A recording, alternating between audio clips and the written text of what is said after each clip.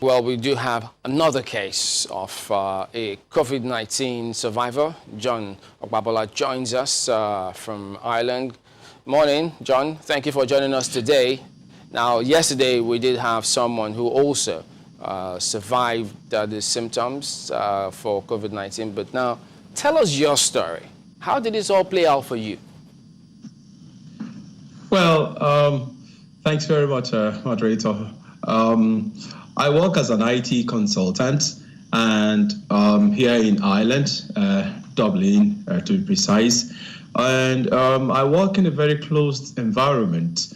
It all started with one or two contacts with my colleagues at work, and I think that was how I was infected with this COVID-19 virus. Serious was it for you, when it all started? What were the symptoms you noticed, and how scary was it? Well, I first noticed it started with a dry cough, and I wasn't suspicious at first. But after the dry cough, I noticed that my temperature spiked. We have a thermometer at home, so we measure constantly. And it constantly stayed high, 38.7 thereabout, most of the time.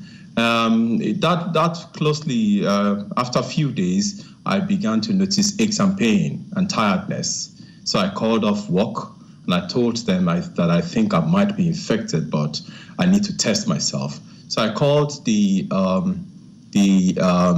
health center here, we call it GP, general practitioner here in Ireland, and he booked me for a COVID-19 test.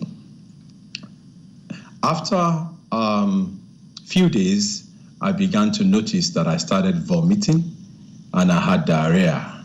At this point, I couldn't stand by myself, and breathing was extremely difficult for me. I'm trying to understand a couple of things. Now, these symptoms that you experienced while you had your case, had you experienced these symptoms before now, to the extent that you would have thought maybe you're kind of used to these kind of symptoms? Any such thing? No. It started with a dry cough. And, when we experience dry cough here around, here in Ireland, around this time, we assume that it's normally you're having flu.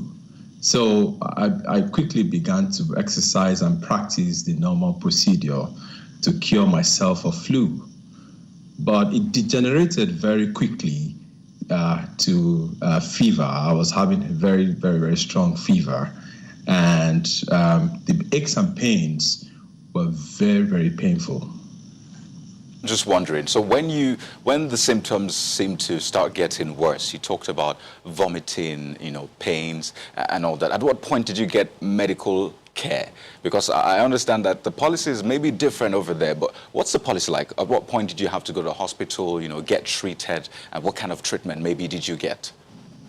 Okay, so the policy here in Ireland is that if you get difficulty, or if you get into difficulty, if you find it difficult to breathe, or your respiratory system is affected, you need to call the hospital straight away. However, in my own case, I started vomiting blood, and immediately I vomited blood on very early on Saturday morning, around 4 a.m. in the morning. My wife called the ambulance system here, and they came, we talked through, they assessed me, and they gave me the choice of whether if I should go in for treatment or not. I was very lucky that I opted to go in for treatment, because it could have degenerated into affecting my lungs and maybe causing pneumonia and other severe sicknesses. Plus the fact that I'm very lucky that I did not have any underlying health issues as well. I'm trying to understand the timeline too. I mean, what you're telling us is quite compelling, trying to imagine what you went through. But what was the timeline? Do you remember when this started, when it deteriorated, when you got care, up till the point we're at now? I noticed I noticed the cough started around March 26,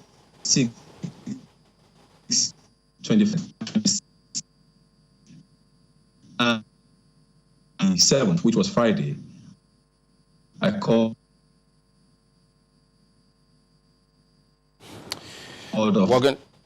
Okay, yeah, you can see just coming in and out, but we'll sort that out and get back to him. But some of the things, you know, that quickly jumps out at you listening to him is that different people tend to exhibit different symptoms. Yeah. Because for him, in his own case, it was vomiting. We don't get to hear several people talk about them getting to that stage where they get to vomit. So who knows? Of course, some have mild symptoms. Yeah. Others have severe symptoms almost immediately. So it all depends on the number of things. But you can see he's young, healthy, then giving us his case. But let's get back to him now. Could you go ahead and continue your line of explanation, please? Yes. So it all started around March 25th, 26th, when it started with dry cough. And by the weekend of 27, 28, I had to call off work. I told them at work that I can't come in anymore. I'd started having severe tiredness and general weakness of the body. By the Wednesday of the following week, of that same week, I'd started vomiting and I had diarrhea. So you're looking at within 7 to 8 days, it was full blown in my system. And on Saturday morning, very early Saturday morning, around 5 a.m., I called the ambulance because I vomited blood. And, you know, when I got to the hospital, the second vomit I had was ground coffee color. The doctors told me that's extremely dangerous for the system. So at the hospital, they did very well. They put me on IV straight away. I was given antibiotics. And I remembered them giving me an IV paracetamol. At that point, I switched off and I came to later on in the day. How did you handle, you know, family? Because I understand you have a family, and, you know, during that period, you probably had to stay away and just to protect them. So how was it handling family, ensuring that, you know, you stay away from them, everybody is, you know, is well protected and all that? How was that experience for you? It was very difficult because my wife had to make sure that I was all right, and at the same time make sure that she is not infected.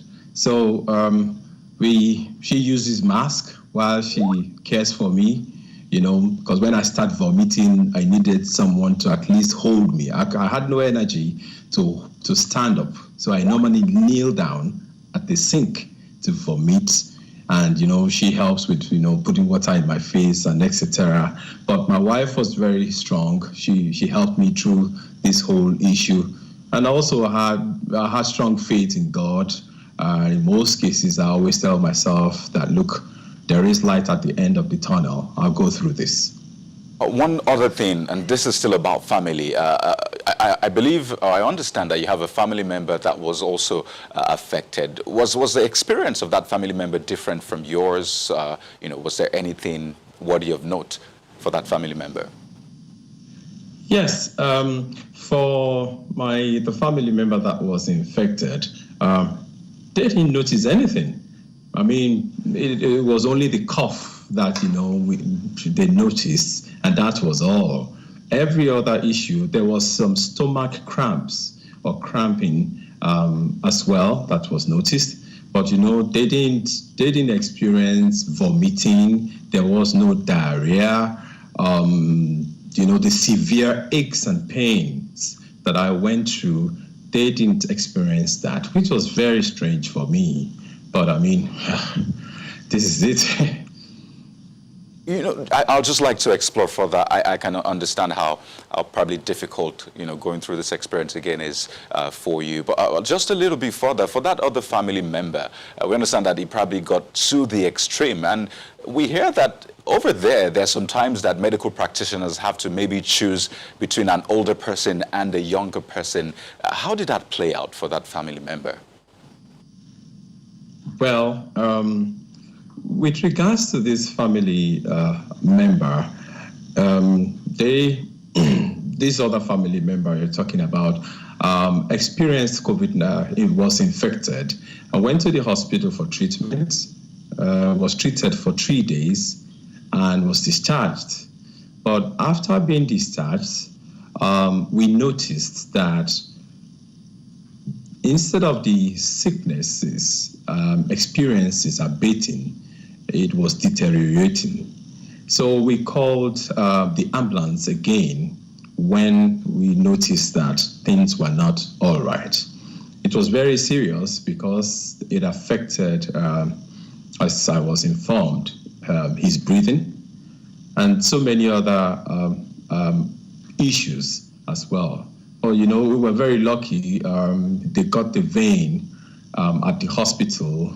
He went through the respiratory system and, you know, he was revived after 5 days at the hospital.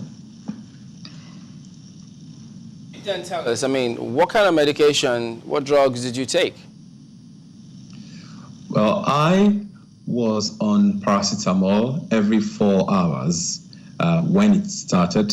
I was also on lemon. In fact, I take pictures of my lemon cup once in a while and share it with my colleagues. So I was on lemon. I take ginger.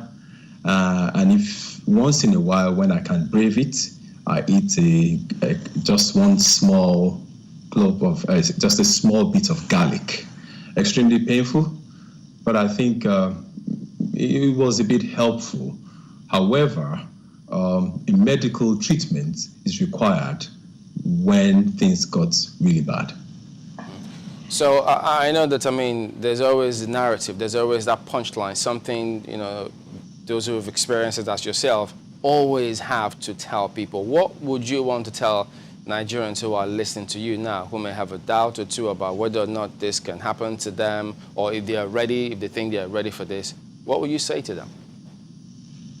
Well, I mean, the first thing I told my wife is that I don't believe this could happen to me. So please, first and foremost, practice the social distancing, because one staff insisted on coming into my department to reach out and pick up a laptop.